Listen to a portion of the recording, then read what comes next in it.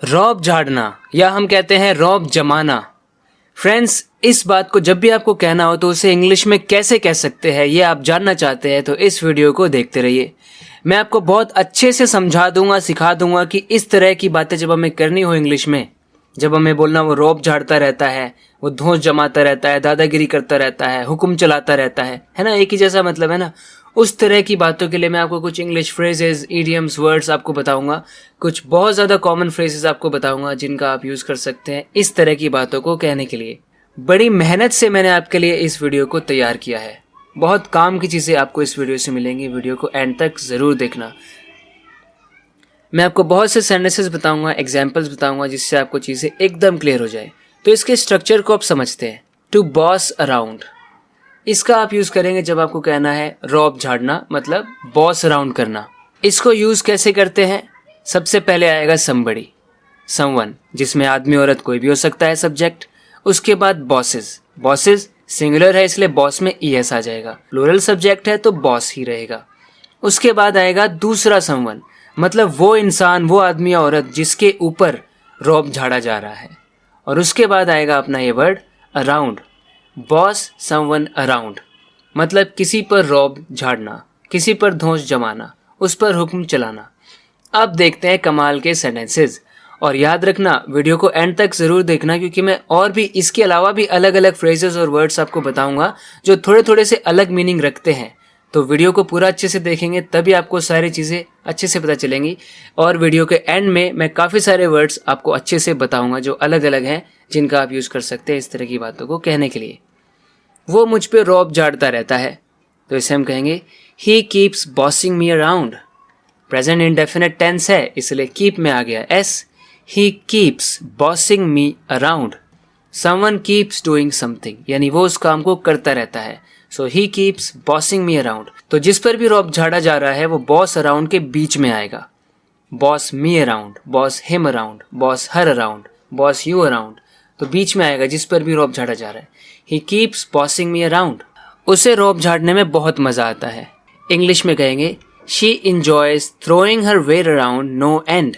She enjoys throwing her weight around no end. अगला आ गया ना idiom, throw your weight around. इसका भी मतलब होता है दादागिरी करना, रौब झाड़ना। जब आप स्पेसिफिकली किसी पर्सन को मेंशन नहीं कर रहे कि इस पर रौब झाड़ा जा रहा है, सिंपली कह रहे हैं वो दादागिरी करता रहता है, हुक्म चलाता रहता है, रौब झाड़ता रहता है, उसे बड़ा मज़ा आता है उसमें, तो आप इस इडियम का भी यूज़ कर सकते हैं। Someone throws his weight around.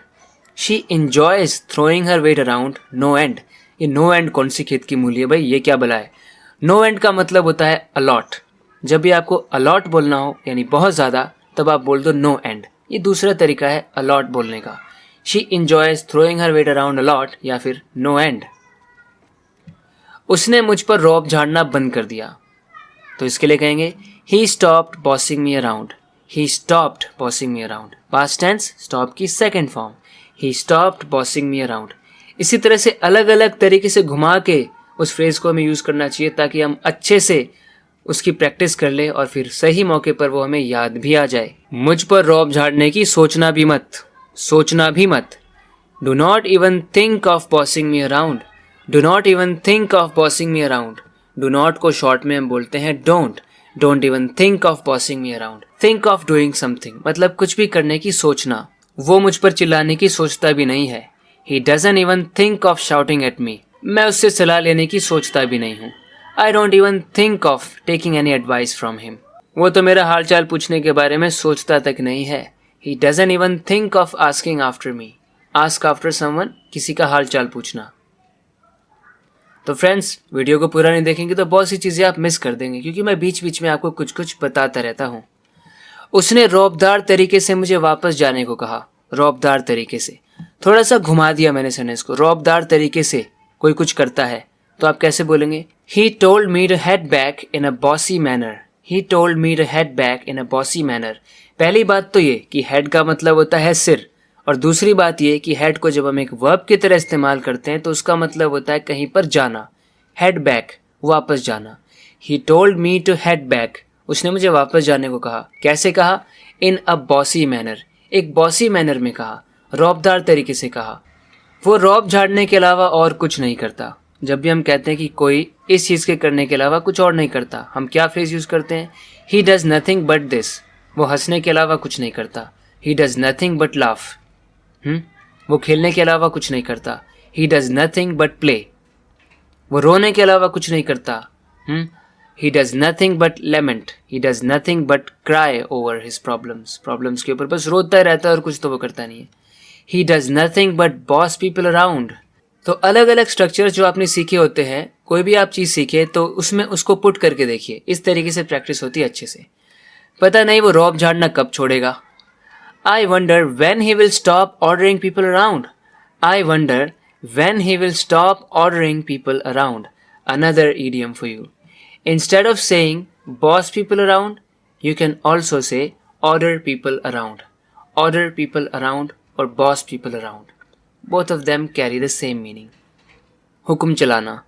I wonder when he will stop ordering people around. ये आप याद रखो, जब भी आपको कुछ ऐसा कहना हो ना जिसकी शुरुआत पता नहीं से हो रही है, पता नहीं क्या होगा, I wonder what will happen, पता नहीं वो क्या कहेगा, I wonder what he will say, पता नहीं वहाँ क्या हो रहा है, I wonder what's happening there. जब भी आप कोई भी सेंटेंस पता नहीं से शुरू करते हैं तो इंग्लिश में आप उसे शुरू कीजिए I wonder से. वो बड़े रौबदार किस्म का आदमी है. अब मैं आपको बताता हूँ बहुत सारे कमाल के वर्ड्स. ऐसा इंसान जो रौबदार है, जो हुक्म चलाता है, उसके लिए हम कौन से एडजेक्टिव्स का यूज़ कर सकते हैं? He is kind of overbearing. He is kind of overbearing. वो overbearing है. कोई overbearing है, इसका मतलब वो हुक्म चलाता है, वो ऑर्डर चलाता है. He tells people what to do. He thinks that he is superior to everyone and he keeps ordering people what they should do. He keeps ordering people around, bossing people around. He is overbearing. और इसी तरह के person को आप dictatorial कह सकते हैं. He is dictatorial. He is domineering. He is bossy. He is controlling. He is authoritarian. Bossy, domineering, controlling, authoritarian, dictatorial, overbearing. सभी का मतलब है ऐसा इंसान जो बहुत ही खड़ूस है, सब पर रौब झाड़ता रहता है. तो कभी किसी वर्ड का यूज़ कीजिए, कभी किसी वर्ड का यूज़ कीजिए. इस तरह से you will sound very impressive when you speak English. इसी तरह से अपनी इंग्लिश को इम्प्रूव करते रहने के लिए इस चैनल को सब्सक्राइब ज़रूर करना अगर आपने अभी तक नहीं किया है तो.